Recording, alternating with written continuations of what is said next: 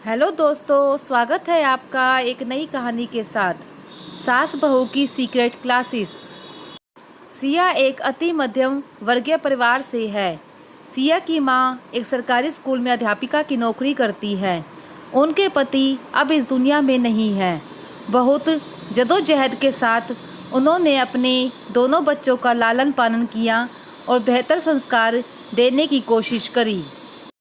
जब सीधी सादी खूबसूरत सी सिया के लिए एक उच्च वर्गीय परिवार रिश्ता आया तो सिया की माँ खुशी से फूली नहीं समाई और उन्होंने भगवान का बहुत सारा शुक्रिया अदा किया। साथ ही वह थोड़ी चिंतित भी थी। मेरी बेटी उच्च वर्गीय परिवार में सामंजस्य बिठा पाएगी या नहीं। स्वभाव से भी वह बहुत सीधी सादी ही है। खैर, जोड़ियाँ तो ऊपर से बनकर आती हैं, इसलिए सिया की माँ ने भगवान पर विश्वास करके सिया की शादी रोहित से कर दी। विदा करते समय उन्होंने सिया से कहा, बेटा, नए घर में जा रही हो, वहाँ का माहौल यहाँ से बहुत ही अलग होगा। कुछ तुम्हें अच्छा भी लगेगा और कुछ तुम्हें बुरा भी लगेगा, पर अपने गुणों से तुम दूसरों का दिल जीतने की कोशिश करते रहना। मुझे पता है कि मेरी परवरिश कभी हार नहीं मानेगी। पहले जाकर पूरे परिवार को समझना और उसके बाद अपने कर्तव्यों का पालन करना। सिया ने माँ की बातें गांठ बांध ली और नए घर में आ गई। माँ की बात 100% सही निकली। वहाँ का माहौल उसके घर से बिल्कुल अलग था। सास ससुर, जेठ जेठानी, 3 नंदे नंदोइयों से भरा पूरा परिवार था।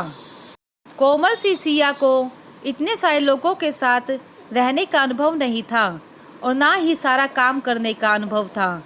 वैसे तो हर काम के लिए नौकर चाकर लगे हुए थे, फिर भी माहौल की भिन्नता से वह अक्सर परेशान हो जाती थी और अपने कमरे में जाकर रोने लगती थी। सिया की जेठानी सबके सामने तो बहुत ही अच्छी बनती थी, पर अकेले में उसको नीचा दिखाने का कोई मौका नहीं छोड़ती थी। चाहे वह घर के काम का हो, चाहे वह उसके स्टेटस का हो, वह सिया को हर वक्त यह एहसास कराती रहती थी कि वह एक गरीब घर की आई हुई लड़की है। यहाँ पर खान पान का तरीका बहुत अलग था। सिया के घर पर सिंपल खाना खाया जाता था, पर यहाँ ससुराल में चाइनीज़, इटालियन, कॉन्टिनेंटल फूड बनते थे। सिया ने अपने घर में यह सब चीज़ें नहीं देखी थी, इसलिए उसको इसका स्वाद भी नहीं मालूम था और ना ही बनाना आता था। और जेठानी कभी भी मौका नहीं छोड़ती थी उसको नीचा दिखाने का। सिया रोहित से कुछ न कह पाती थी, क्योंकि रोहित सिया से बहुत प्यार करता था और उसकी बहुत देखभाल करता था। सिया की आँख से अगर एक आंसू भी आ जाए तो रोहित आफत मचा देता था। शायद यही बात उसकी जेठानी को नागवार गुजरती थी। सिया की सास माँ बहुत ही समझदार महिला थी। सिया से बहुत ही प्यार करती थी और सिया का मुंह ही निहारा करती थी। सासू माँ को सिया की एक बात बहुत अच्छी लगती थी कि सिया कभी भी सवाल जवाब नहीं करती थी। बड़ों का मान सम्मान उसको बखूबी आता था और यही बात ने सासू माँ का दिल जीत लिया था, क्योंकि जेठानी जी तो हर बात में अपनी ही लगाए रखती थी। चाहे सासू माँ कुछ कह दे या कोई और व्यक्ति कुछ कह दे, जेठानी जी को लगता था वह हर चीज़ में सही है। उन्होंने जैसे ही माहौल देखा तो मन में कुछ सोच विचार करने लगी। उन्होंने सिया को बुलाकर बहुत लाड किया और बोला, बेटा, परेशान क्यों होती हो? मैं भी तो तुम्हारी माँ हूँ ना। देखना, मैं कितनी जल्दी तुम्हें ट्रेंड कर दूँगी। बस मैं जैसा जैसा कह रही हूँ तुम वैसा वैसा करती जाओ। बस फिर क्या था, सासू माँ बन गई। शुरू हो गई उसकी क्लास चुपके चुपके, चोरी चोरी। जब सिया की जेठानी दोपहर लंच के बाद अपने बेडरूम में रेस्ट करने जाती थी, तब उसी पीछे सिया की सासू माँ सिया को लेकर किचन में पहुँच जाती थी और उसको हर दिन एक नई रेसिपी सिखाने लगती थी। सिया भी बहुत लगन से यह सब सीखने लगी और यह सीक्रेट क्लासेस पूरी तरह से चुपके चुपके चल रही थी। हर दिन रेसिपी सीखने के बाद किचन को ऐसे साफ कर दिया जाता कि किसी को पता ही नहीं था कि किचन में कोई काम भी हुआ है। करीबन 1 महीने के बाद सास ने सबके सामने बनावटी गुस्से से सिया से बोला, सिया कितने दिन हो गए तुमको आए हुए इस घर में, अभी तक तुम घर का तौर तरीका नहीं समझ पा रही हो।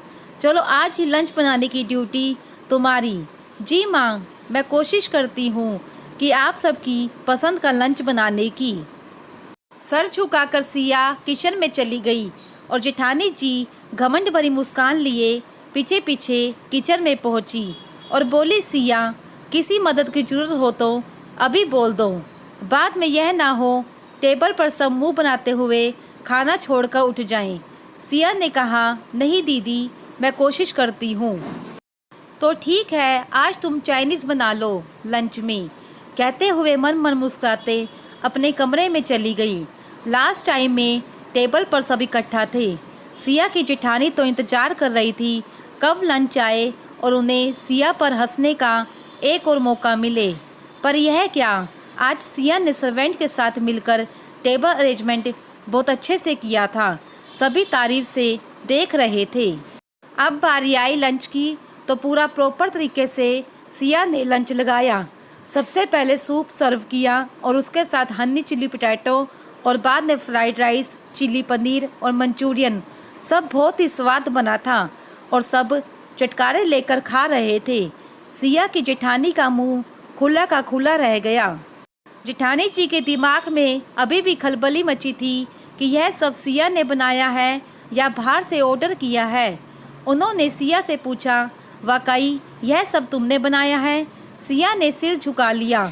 रोहित ने भी एक मीठी सी प्यारी सी नज़र सिया पर डालकर आंखों ही आंखों में तारीफ करी। आज सिया के चेहरे पर 100 वाट मुस्कान थी। उसने प्यारी सी नज़र से अपनी सासू माँ की ओर देखा और सासू माँ ने भी आंखों ही आंखों में ढेरों आशीर्वाद दे डाले। साथ ही साथ अपने मन में बोली, बेटा तेरे चेहरे की मुस्कान और तेरी लगन मुझे गुरुदक्षिणा भी मिल गई। अगर आपको सास बहू की प्यारी सी कहानी अच्छी लगी हो तो प्लीज़ इसे लाइक करें, शेयर करें एंड सब्सक्राइब करें मेरे चैनल को।